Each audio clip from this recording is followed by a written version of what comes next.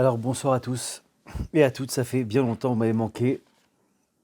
Alors, comme on dit, puisque nous sommes aujourd'hui le premier jour du mois de Iyar, le mois de la guérison, alors je vous dis à tous, Chodesh Tov, un très très bon mois, Bezrat Hashem, que ça puisse être le mois de la guérison de toute l'humanité. Hein, on n'imitera pas ça qu'au Israël, mais vraiment toute l'humanité, Bezrat Hashem, que chacun il puisse, Bezrat Hashem, il puisse, Bezrat Hashem, comment dirais-je, être guéri en ce mois magnifique, Bezrat Hashem. Alors, mes chers amis, on se trouve dans le chef-d'œuvre, j'ai pas d'autre mot, du Rav Arush, le jardin de la foi, pour ceux qui veulent suivre sur le livre, page 152 en bas. Et c'est intéressant parce qu'on est en plein dans le... C'est extraordinaire, c'est comme on dit, Mina Shamaim. On est en plein dans le chapitre de la guérison. Alors, c'est écrit comme ça, dans le chapitre Seul HMC, page 152, Bessiata d'Ishmaïa. Donc il est rapporté dans le traité Avodah Zara, donc c'est un traité du Talmud, de la Gemara, que lorsque les souffrances sont envoyées à un homme, on leur fait promettre de le quitter tel jour à telle heure par le biais d'un tel et par tel médicament. Mes chers amis, déjà rien que ça, on doit pleurer de joie de lire ça ce soir. Le mois de Iyar, le mois de la guérison, on lit ça, c'est juste une merveille. Et on voit une chose fantastique, c'est que nos sages, la Gemara, la Torah, le livre le plus véridique qui existe depuis la nuit des temps jusqu'à la fin des temps, et bien après, c'est l'éternel.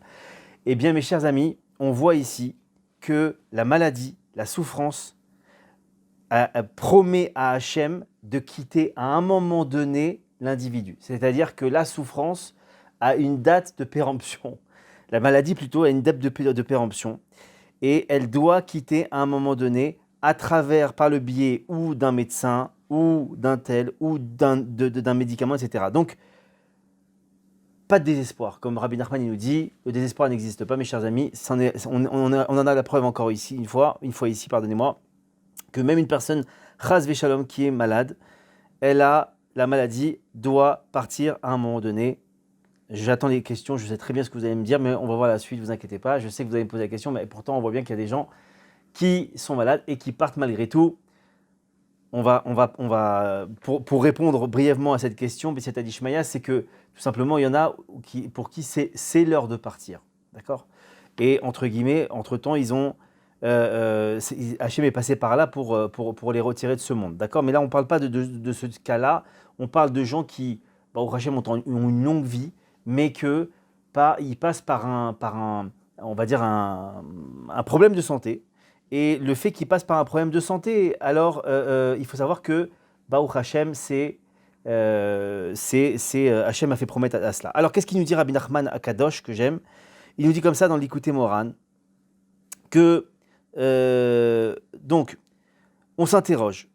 On s'interroge quoi ? Donc, puisque toutes ces conditions sont nécessaires pour guérir un malade, comment le médecin réussit-il avec des médicamentations et son savoir-faire ? Une question incroyablement atomique, mes chers amis. Pourquoi ? Si on voit ça, alors comment ça se fait que on voit qu'il y a des gens, et tous on est passé par là, on voit qu'à un moment donné, on allait voir le docteur, il nous a prescrit une ordonnance et on y va, on prend le médicament, badaboum, guéri, miracle extraordinaire. Alors quoi ? Eh bien, lisons la suite. En effet, comment sait-il que le jour et l'heure sont propices à la guérison de ce malade ? Le médecin aurait-il un huitième sens ? On ne sait pas. Donc, ils sont propices à la guérison de ce malade. Quelle herbe fut décrétée par sa guérison et qui fut choisie dans les cieux pour le guérir, etc. Puisque le malade ignore aussi le jour, l'heure, l'herbe et le médecin qui furent décrétés dans les cieux. Alors donc, comment on peut s'adresser à un médecin et se remettre à lui ? D'accord, mes chers amis ? Je reprends. Là, il est en train de nous dire une chose très, très, très importante. D'ailleurs, c'est incroyable parce que je l'ai lu ce Shabbat dans l'Ikouté Etzot, qui est un recueil que Rabbi Nathan a fait de Rabbi Nachman, qui est en fait tout simplement, plein de choses très très importantes dans le Likutei Moharan, qui est un des chefs-d'œuvre de Rabbi Nachman. Et à travers, à travers des choses où il dit quelque chose de très très important, il dit que il faut faire très très attention à ne pas investir, on va dire, ses espoirs dans les intermédiaires. Les intermédiaires, c'est les médecins, c'est les banquiers, c'est tout ce qu'on peut, tout ce qui peut intervenir entre nous et Hachem. Et il faut comprendre que Béhémet, ces intermédiaires n'ont strictement aucun pouvoir. Et en fait, c'est une corrélation, c'est un espèce de croisement comme ça des chemins qui fait que, et je pense que Laura va en parler dans un instant, que en fait, il y a juste un... Hachem fait simplement descendre la guérison à travers le rendez-vous qu'a la personne avec son médecin, et ce qui fait que ça coïncide. Mais il y a le médecin, encore une fois, il faut le savoir, n'a aucun pouvoir de guérison, si ce n'est celui qu'Hachem lui donne. Donc je continue. D'après ce qui précède, on comprend que s'adresser à un médecin n'est ni plus ni moins que de la divination, un jeu de hasard, car qui sait si les conditions propices pour la guérison sont réunies. Effectivement, c'est extraordinaire ce qu'il dit là. Il nous dit quoi? Il nous dit que, puisqu'on voit que Hachem il a fait promettre à la maladie de descendre et de partir à un certain moment, en vérité, ça peut coïncider avec le médecin, ça peut ne pas coïncider avec le médecin, avec notre visite chez le médecin et l'ordonnance qu'il va nous donner. Donc on voit bien qu'il peut y avoir, et d'ailleurs on le voit bien, des fois le médecin nous prescrit quelque chose et on voit que ça ne marche pas. Et il doit changer de traitement, etc., etc. Et on voit dans l'autre sens que finalement, des fois il nous prescrit quelque chose et boum, ça guérit. Alors là, l'explication elle est là. L'explication elle est que soit ça coïncide avec l'heure et le temps où la promesse de la maladie, que la maladie avait promis de partir, ça coïncide avec le rendez-vous qu'on a avec le médecin et le moment où on a ingéré les médicaments, ou alors pas. Et c'est ce qui va être expliqué dans quelques instants à mon avis. Donc, maintenant, voyons quelque chose de très important.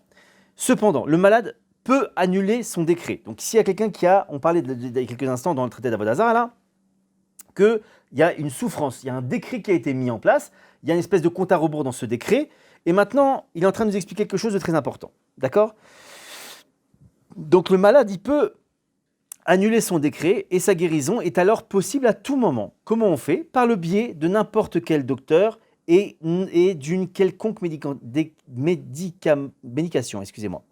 Car il s'est repenti, s'est rendu auprès des tzadikim, leur a demandé de prier pour lui et leur a fait un don, comme il est rapporté dans l'Ikouté Moharan. Donc on voit ici que, ici le Rav Arush, trois chemins de guérison. Le premier, c'est la tchouva, qui est très très très important, d'accord? Et c'est, j'ai envie de dire, le plus rapide, le plus puissant des remèdes. D'aller voir un tzaddik, de lui demander une bénédiction, d'accord? Une bracha. Ou de leur demander de prier pour lui, ou alors de faire un don, et c'est sur ça qu'on va maintenant faire un focus. Mais donc, qu'est-ce qu'il nous dit Rabbi Nachman? Mais lorsqu'on fait un don, on adoucit le jugement, et cela entraîne l'annulation des décrets. On va expliquer ce que c'est le don dans quelques instants. Alors, avant qu'un jugement ne soit décrété, et après l'adoucissement du jugement d'origine, le médecin peut guérir avec des médicaments, car entre-temps, aucun jugement ne pèse sur le malade.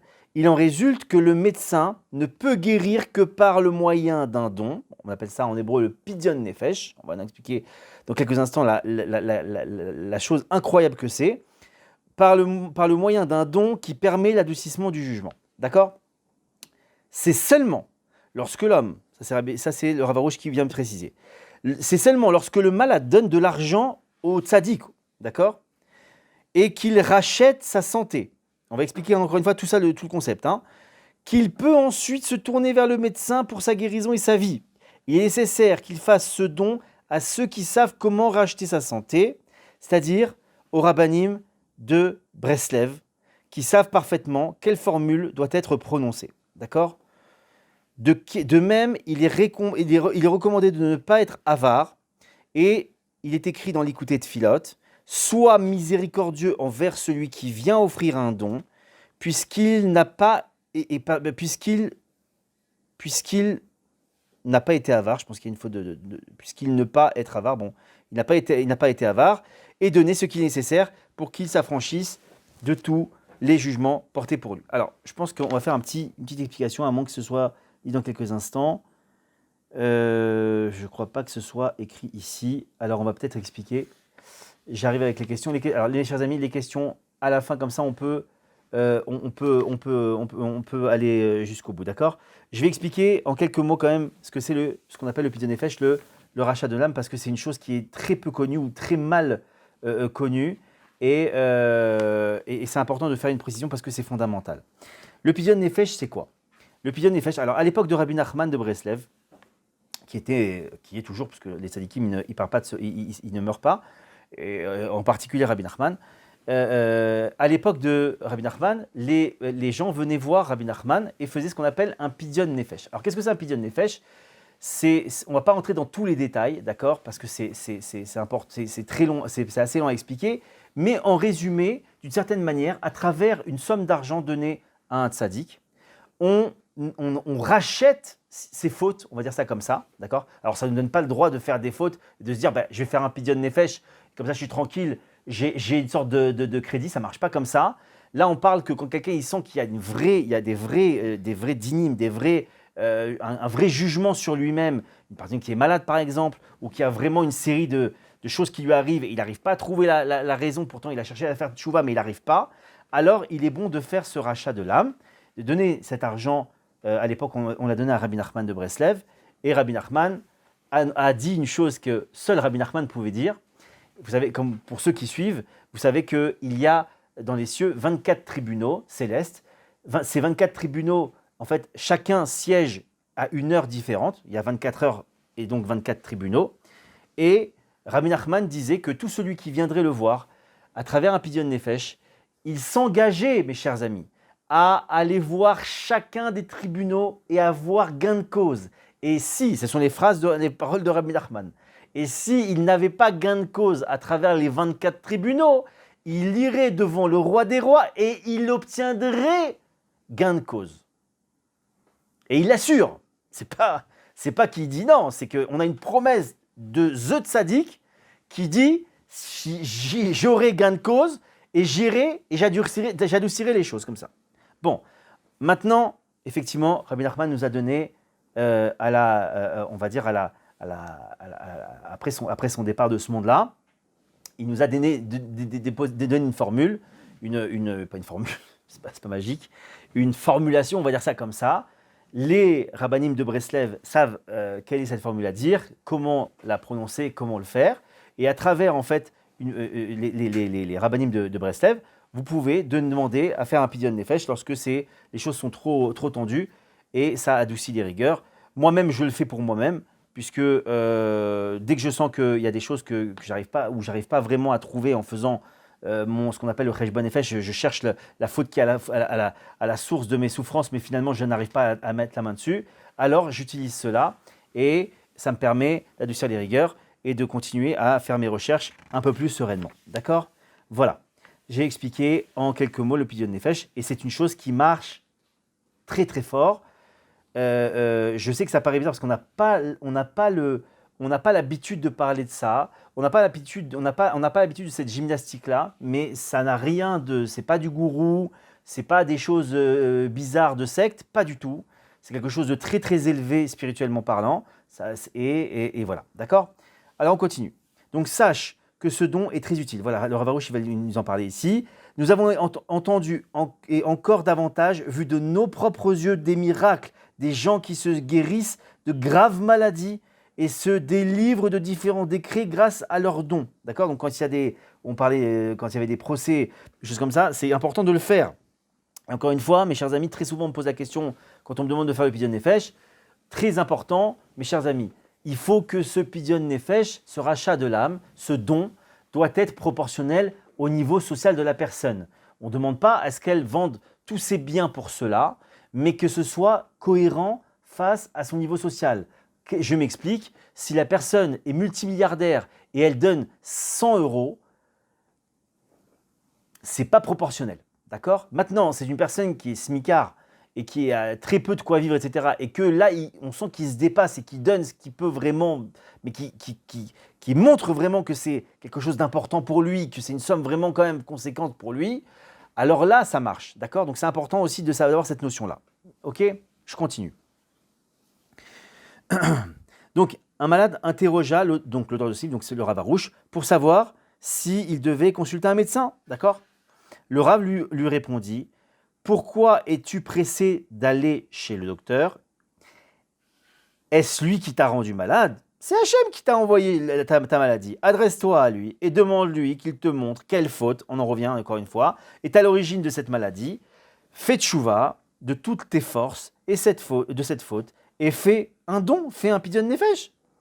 C'est seulement après, vous voyez, encore une fois, très important ce qui vient d'être dit ici. Vous voyez que le Rav Arush ne lui dit pas, fais un pidyon nefesh, c'est bon, c'est tranquille.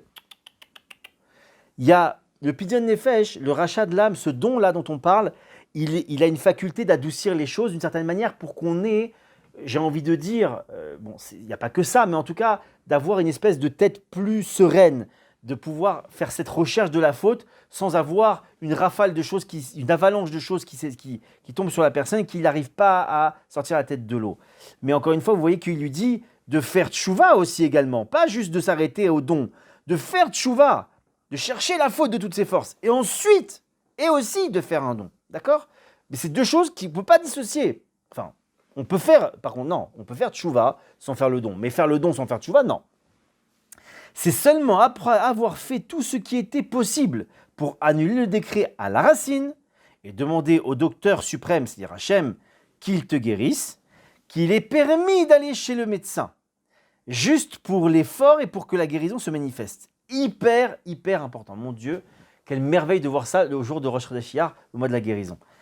Mes chers amis, c'est très important ce qui vient de dire ici. À chaque fois qu'on fait un acte rattaché à la nature, rattaché à la nature, ça veut dire aller voir un médecin, prendre un médicament, demander un prêt, aller faire un entretien d'embauche, j'en sais rien, tout ce que vous pouvez, rencontrer peut-être son âme sœur, c'est-à-dire faire un shidour, une rencontre pour le mariage, j'en sais rien, tout ce que vous pouvez imaginer de choses qui sont petites, moyennes ou grandes dans nos vies, mes chers amis, en amont, on doit rentrer d'abord Hachem dans la ronde de ce qui va se passer, et ensuite, on peut faire la chose, d'accord? Quelle qu'elle soit.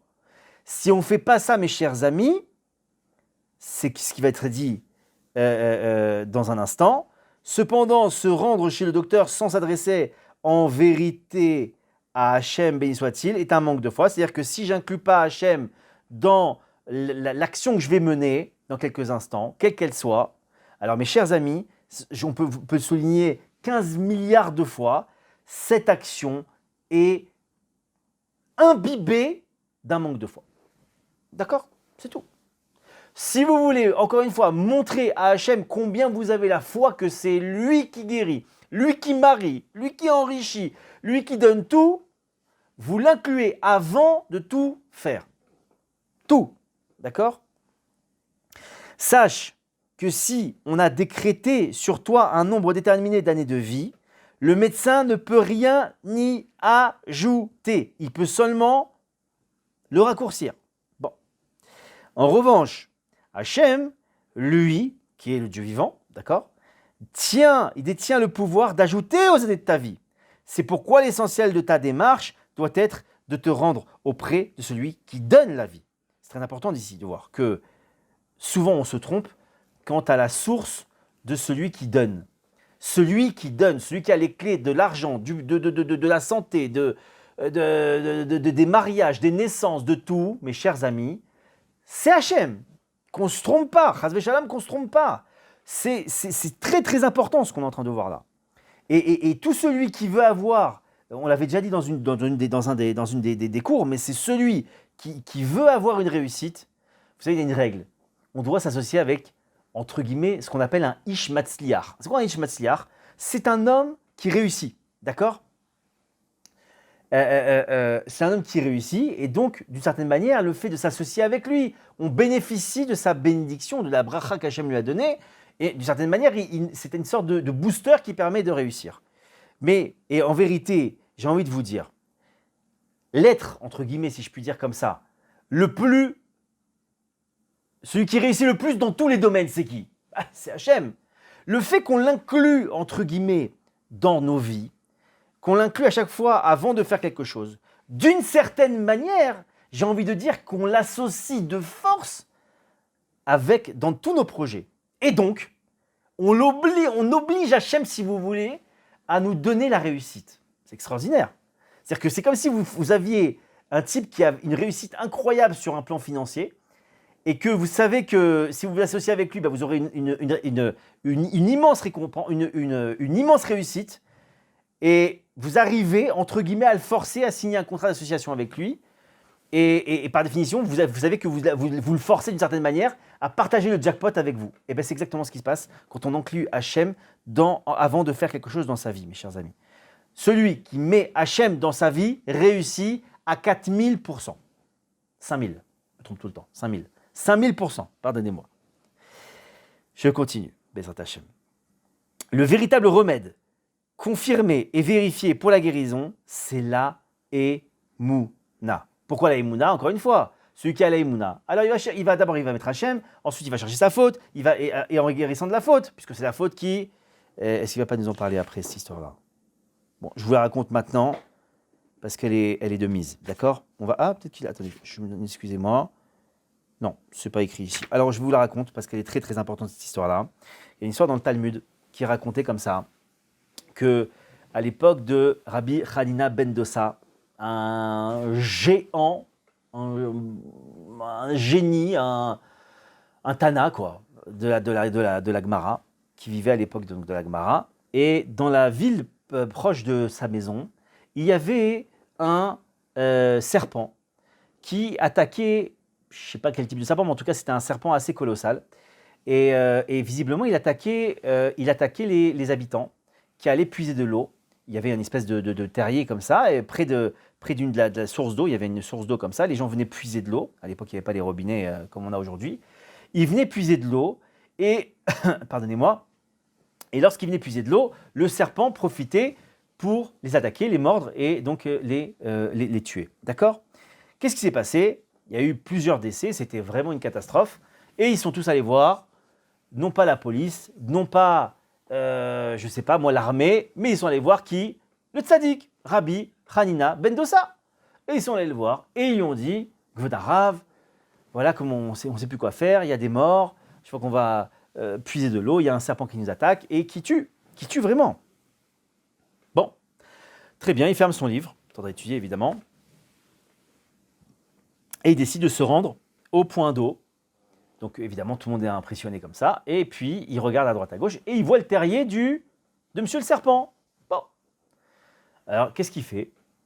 Qu'est-ce qu'on aurait fait tous? Bon, on a vu le terrier, bon, on va se cacher pour essayer d'attraper, on va faire attention, quoi. Rabbi Hanina ben Dosa, qu'est-ce qu'il fait? Il se déchausse, mes chers amis, il retire ses chaussettes, ses chaussures, et il met le pied dans le terrier, tranquillement, voilà, tranquillement, mes chers amis, comme nous tous on aurait fait, hein, c'est logique. Bon. Et il met le pied dans le terrier, et badaboum, évidemment, le serpent ne manque pas de le mordre, et Rabbi Hanina ben Dosa tire le pied avec le serpent, et on s'en rend compte que le serpent est mort. Oh. Rabbi Hanina ben Dosa prend le serpent sur ses épaules, le ramène au village, acclamation de la foule, des liesses de je sais pas quoi, les fanfares, la musique, toutes les chaînes de télé sont là, c'est incroyable, TF1, France 2, je sais plus quoi, bon peu importe, grand reporter et tout, et puis on est tous affolés, qu'est-ce qui s'est passé? Rabbi Hanina ben Dosa est super fort, il maîtrisait le serpent, il a dû le tuer à main nue, Et là, il demande à tout le monde, à toute la foule de se taire, et il lui dit comme ça, il dit mes chers amis, sachez que ce n'est pas le serpent qui tue, mais c'est la faute. Et pourquoi, entre guillemets, il n'a pas réussi à tuer Rabbi Hanina ben Dosa? Parce qu'il n'avait pas de faute à son acquis. Et donc le serpent n'a pas eu le pouvoir de le tuer. Et il a expliqué qu'en vérité, c'est parce qu'il n'avait pas de faute qu'entre guillemets, et c'est une chose très très intéressante, il faudrait voir dans la Gemara d'ailleurs, pourquoi finalement, ok il n'est pas mort, mais pourquoi le serpent il est mort? Normalement, le serpent, il aurait pu attraper le serpent et lui, il n'aurait pas dû mourir parce qu'il n'a pas de faute. Mais ce qui est fou, c'est que non seulement il n'avait pas de faute, non seulement le serpent, il n'a pas tué, mais en plus, le serpent lui-même, il est mort. Entre guillemets, comme si le revolver s'était tourné contre lui. Je parle du serpent, évidemment. Donc là, mes chers amis, vous avez la preuve, et c'est ce qu'on vient de dire ici, mes chers amis, que ne nous trompons pas. La guérison doit passer absolument par la tchouva. S'il n'y a pas la tchouva, il y a encore une faute. Donc encore, chas v'shalom, un risque de choses graves. Je ne vais pas dire le mot, mais vous avez compris. Donc il faut absolument faire tchouva. Où j'en étais maintenant, moi? On est où? C'est moi. Ok, donc sache que... oui, donc c'est ça. Donc Hachem, donc il a les clés. Et c'est pourquoi l'essentiel de ta démarche doit être de te rendre auprès de celui qui donne la vie. Donc ça, on l'a lu. D'accord? Ne cherchons pas le mariage. Ne cherchons pas l'argent. Cherchons en quoi j'ai un manque de foi dans le domaine qui me touche actuellement. Si j'ai trouvé le manque de foi, si je le répare, j'arrive à la libération immédiate. En effet, les seules souffrances, et je finis cette page-là et on arrête là, on passera aux questions Bezrat Hashem, s'il y en a. En vérité, les seules souffrances que l'homme éprouve, c'est lorsqu'on lui retire la Emouna. Car tant que l'homme croit d'une foi parfaite que tout provient d'Hachem et que tout est pour le bien, il n'éprouve aucune douleur. Pourquoi? Parce que qui peut souffrir ou sentir une souffrance ou sentir du mal quand il sait que quelqu'un lui fait quelque chose pour son bien? Au contraire, on le remercie, on ne va pas se plaindre. Encore une fois, n'oubliez jamais cette image qui pour moi est très parlante. Lorsqu'une personne va chez un docteur ou un infirmier, un enfant il veut faire par exemple le vaccin pour la grippe ou pour le, je sais pas quelle, la rubéole ou n'importe quelle maladie infantile. Quand on l'emmène chez cette infirmière-là, imagine l'infirmière comme ça, elle arrive un peu forte comme ça, elle attrape le bras du bébé, de l'enfant, elle lui met un élastique comme ça, elle est malmène comme ça, boum, elle des trucs, elle pique dans la peau, imagine dans la tête, l'esprit de l'enfant, il regarde ça, il regarde cette femme-là, brute, et elle lui prend son bras, elle le pique, elle le fait même saigner peut-être, je sais pas, quelle horreur cette femme-là, etc. Mais au final, cette femme elle est géniale, elle est extraordinaire, elle doit la bénir cet enfant, pourquoi? Parce qu'elle lui donne un médicament qui va le guérir de sa coqueluche ou je ne sais quoi, quelle maladie infantile. Et au contraire, alors c'est vrai qu'il y a une souffrance, mais cette souffrance, derrière cette souffrance, qu'est-ce qu'il y a? Il y a une guérison, donc il y a un bien. Et c'est ça Hachem qui fait. Une des règles absolues, ne jamais se fier aux apparences. On se plantera toujours. Il faudra toujours, comme on l'a dit dans les cours précédents, toujours mettre les lunettes de la foi avant celles de la raison. La raison, dans le cas par exemple du vaccin de cette petite enfant-là qui se fait piquer par l'infirmière, machin, aux yeux du monde entier, si on coupait le son, on ne montrait pas la seringue, je sais pas, on faisait un montage comme ça, on se dirait mais c'est quoi cette horrible femme-là qui maltraite un enfant, mais elle est complètement folle. Et au final, parce qu'on n'a pas vu la vraie scène, la caméra n'est pas descendue sur le bras de l'enfant et on voit finalement qu'il y a écrit vaccin contre la coqueluche et qu'il est là et qu'elle lui pique et que ça va le guérir. Donc vous voyez qu'on n'a pas tous les éléments. Mais il faut comprendre que dès qu'on voit une femme habillée en infirmière avec une seringue, c'est pour le bien. C'est pour le bien de l'enfant. Elle ne va rien lui faire cette femme-là. Au contraire, dès qu'une infirmière elle s'assoit à côté d'un enfant avec une piqûre, c'est pour lui donner la guérison.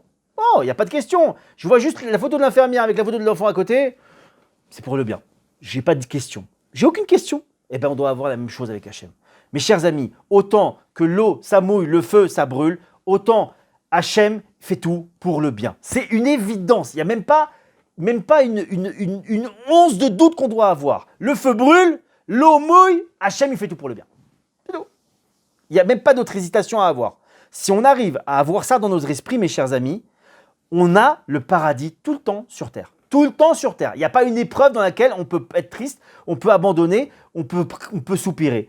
On est tout le temps heureux. Hachem, règle absolue, Hachem veut mon bien. Il veut plus que moi mon bien. Vous savez que nos sages ils nous disent comme ça, que autant que la vache, elle veut plus donner de lait à son veau que le veau il souhaite boire, sachez que c'est la même chose pour Hachem. Hachem, il veut nous donner déverser énormément de bonté sur nous, plus que ce qu'on pourrait recevoir. C'est une règle. Quand c'est écrit dans la Torah, mes chers amis, ça s'appelle une règle absolue. Elle ne peut même pas être... on ne peut même pas une seule seconde la remettre en question. Parce que la Torah, elle est vérité absolue. Et quand la Torah, elle est écrite, on parle de Torah orale, d'accord? Quand la Torah, elle dit ça, ça veut dire que dans notre esprit, il faut qu'on reprogramme notre esprit, mes chers amis. S'il y a un doute là-dessus, on reprogramme notre esprit. On prie Hachem pour reprogrammer notre esprit. Hachem, reprogramme-moi avec cet état d'esprit que tout ce que tu veux pour moi, c'est le meilleur. Pas autre chose. Que j'ai même pas une seule seconde de doute de savoir si, oui ou non, c'est pour mon bien ou pas, ou tu essaies de le faire pour mon bien. Même pas, mes chers amis, même pas dans un doute. Et si on a réussi ça, mes chers amis, c'est jackpot, c'est le paradis sur terre. Je finis juste cette page. Donc le remerciement avait non, ça y est, c'est bon. Donc en vérité, les seules souffrances que l'homme éprouve, on l'a dit, c'est que lorsqu'on lui retire la foi, car tant que l'homme croit d'une foi parfaite que tout, on a dit ça aussi, excusez-moi, donc dans chaque situation, lorsque l'homme se renforce de croire que tout est pour le bien, c'est l'émouna, et qu'il remercie pour tout, les jugements qui planent sur lui s'adoucissent, et il n'éprouve plus aucune douleur. Donc on a dit, voici une des requêtes que le malade doit présenter devant Hachem, béni soit-il, qui lui donne la foi que tout est pour le bien et qu'il ait le mérite de remercier pour ses souffrances de tout son cœur. Car l'essentiel des jugements et des souffrances qu'il éprouve est causé, par le relâchement de la foi. Voilà ce qu'on vient de dire il y a quelques instants. D'accord ? Et s'il demande, et on finit là-dessus, et s'il demande la foi et mérite de remercier pour tout, de tout son cœur, tout se transforma certainement pour le bien. Et mes chers amis, je finis juste sur une chose. J'ai assisté une fois, donc j'ai demandé la bracha au Rav pour quelqu'un, au Rav Arouche, pour que quelqu'un guérisse. Et le Rav a fait une bracha qui m'a beaucoup surpris. Il a demandé, il a dit comme ça, il a dit Emouna Shlema, Emouna Shlema, Emouna Shlema, et après il a dit Refoua Shlema, Refoua Shlema, Refoua Shlema. Traduction, une foi parfaite, une santé parfaite, une santé pleine, bon, parfaite aussi, une santé parfaite. Alors ma question, elle a été dans ma tête, et je dis mais pourquoi le Rav il dit pas santé parfaite, santé parfaite, santé parfaite? Pourquoi il dit pas, d'abord il est passé par la foi, et après il est passé par la guérison? Eh bien, mes chers amis, vous avez la réponse ce soir ici dans son livre. C'est que, en vérité, le plus important, c'est que c'est un effet ricochet. S'il a la foi, il aura la guérison. Et donc, il lui a souhaité d'abord de passer la première marche. Et grâce à cette première marche, entre guillemets, c'est certain qu'il aura la guérison. D'accord, mes chers amis? Voilà. Donc, je regarde, parce que alors, attendez, je me mets sur... alors, y a-t-il des questions, mes chers amis? Levez les mains. Ne dites pas, je le jure, mais dites-moi s'il y a des questions, levez la main. Qu'on puisse... d'accord. Alors, hop, est-ce que on peut... non, attendez, juste un instant. Tac. Comment ça marche le truc? Je me trompe. Non plus. Je vais y arriver, décidément. Il faut vraiment que je fasse une formation Zoom. Non, je ne l'ai pas. Tac, si ça marche comme ça, peut-être. Non plus. Je ne sais pas. Je suis désolé. Est-ce que vous pouvez peut-être le... Ah, attendez, je vais essayer de mettre... Malheureusement, je ne sais pas comment on met le chat. Bon, ben, je m'excuse. S'il est possible pour vous de... si vous pouvez normalement, je crois, envoyer par... attendez. Non plus. Je ne sais pas, mais je m'excuse. Écoutez, n'hésitez pas à l'envoyer par WhatsApp ou sur la page Facebook. Je suis vraiment désolé, je ne peux pas y répondre. Visiblement, j'ai un petit problème. S'il y a des questions, n'hésitez pas et je me ferai un plaisir d'y répondre. Voilà. En tout cas, je vous dis un excellent mois de Iyar. Que vraiment la guérison soit sur chacun.